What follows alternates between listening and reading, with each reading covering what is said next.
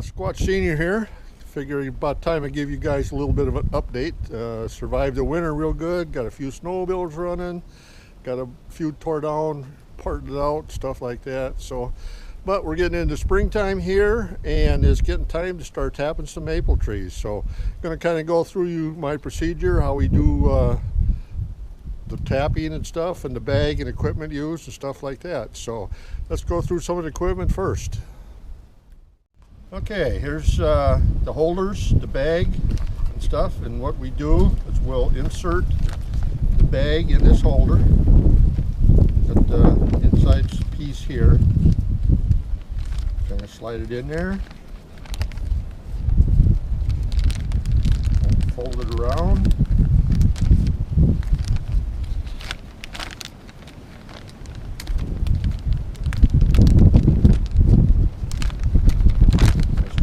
windy here today. It's going to be a little tough hearing with the microphone and stuff, but you guys will get the gist of it. So after we get the bag installed on the loop there, we insert it into the holder.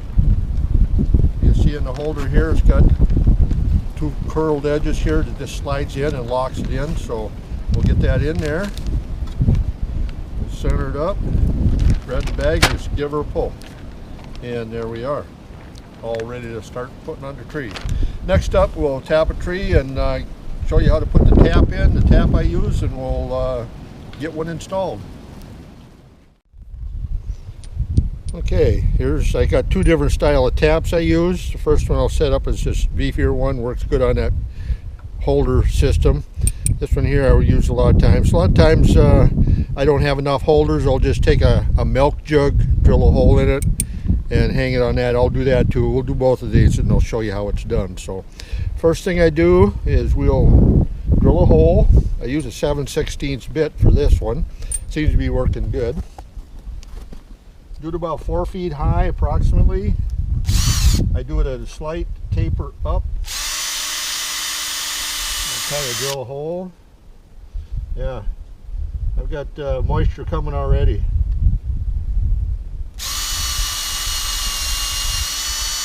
You got to make sure you get your hole deep enough where you don't bottom the tap out. Yeah, look at it run. It's running good already.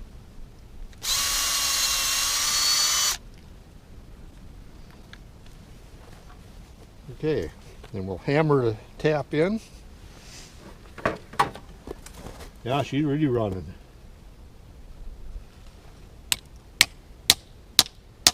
Get it seated. Look at that. Got stuff running already. Make sure the bag is seated down. We're on, we're ready to go. Let's do the other one.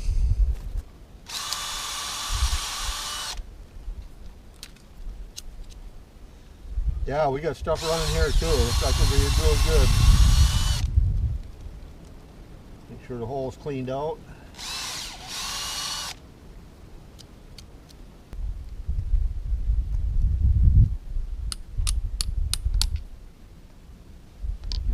Tap seated in.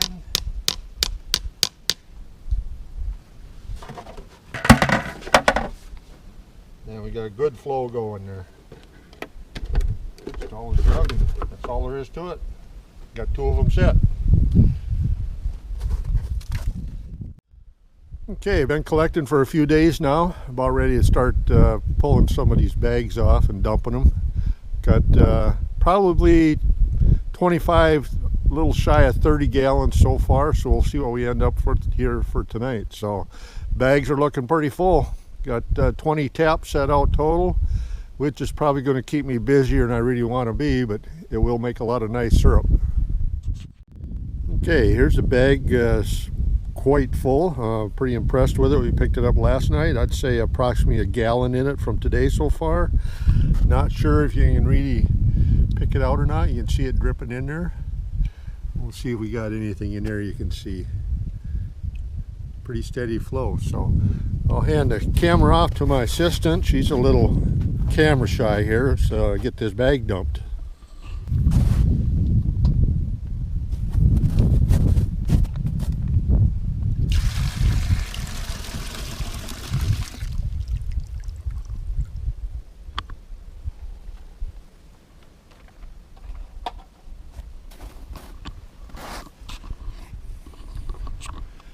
Okay, I got one more up the hill there, and I got a few back the other way. But I got 2 5-gallon buckets. Might have to go back for another one as full as these bags are getting. Well, here's today's collection. This is 2 5-gallon pails. I figure about 4 gallons in each one. Nice, clear looking stuff. You can see sometimes you get a little garbage in the bottom, that filters out. That's pretty normal. So, got 2 more gallons inside the garage, so that gives me about, I figure, real close to 10 gallons for today's collection.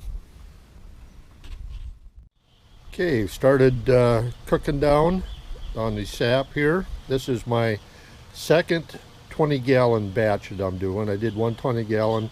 I'm doing the 20-gallon batches. See how it turns out. It gives me a pretty good indication of what I'm going to end up with. Rule of thumb, 40 to 1. So if I do a 20-gallon batch, I should end up with approximately 2 quarts of syrup. So sometimes that varies. Sometimes it's more sap, sometimes it's less. Last year I was running 28 to 30 gallons per gallon. So let's have a look inside. What I did here, I took an old bottom out of a hot water heater, domestic.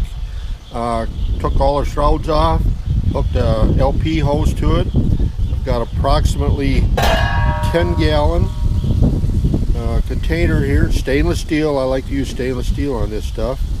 I put 5 gallons in this morning. I got a really good boil going now. So after this 5 gallons is cooked down, that'll be my second 20-gallon batch.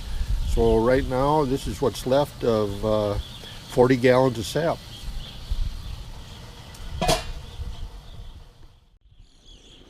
Okay, to finish up the syrup, this is what I got set up. We're doing the first 20 gallons right now. I just utilized the outdoor side burner on the barbecue grill. Easier to control, easier to watch than that big burner out back. This is what we got left right here, the first 20 gallons, which probably 3 quarts. This has to come down some more. It's starting to look pretty good. Sure wish you guys could smell this stuff. It's delicious. So hopefully by the end of the day we'll have this processed. Okay, here we got it in the house. We're just doing the last few minutes on the finish up here for consistency and stuff. It works a lot better when we do it inside. We can control it better and stuff, and as you can see, she's boiling pretty good now. This is a point you got to really be careful. You can boil this over and it'll make a heck of a mess. It gets really sticky in a hurry. So we'll give her a test. We're really close, and I think this will be the last one we do. I'm gonna just let the container warm up a little bit first before I pull it out. I'll turn the heat down a little more.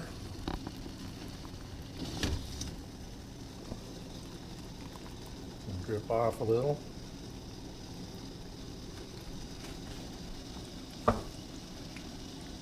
Then we'll put the float in there. Got the range right here to go. I do about 30 to 31 is all I do. We'll see what we read.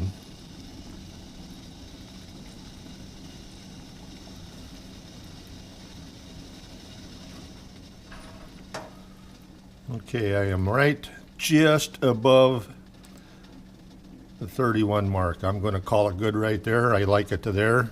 Seems like if I go any more, it kind of turns sugary. So anyway, that's the process I used for doing maple syrup. This is the final of 45 gallons. We'll see what that turns out to be.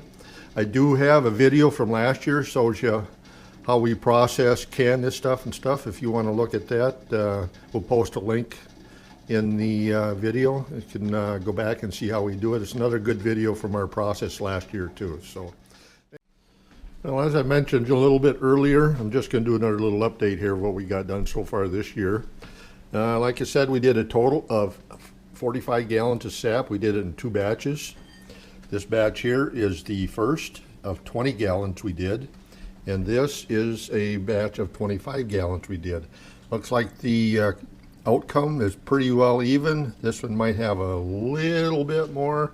Like I said, there's 5 more gallons of sap in this one than this one.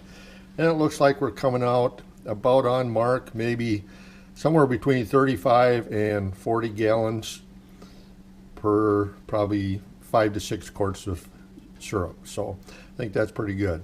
So anyway, we'll wrap it up right here and call her good.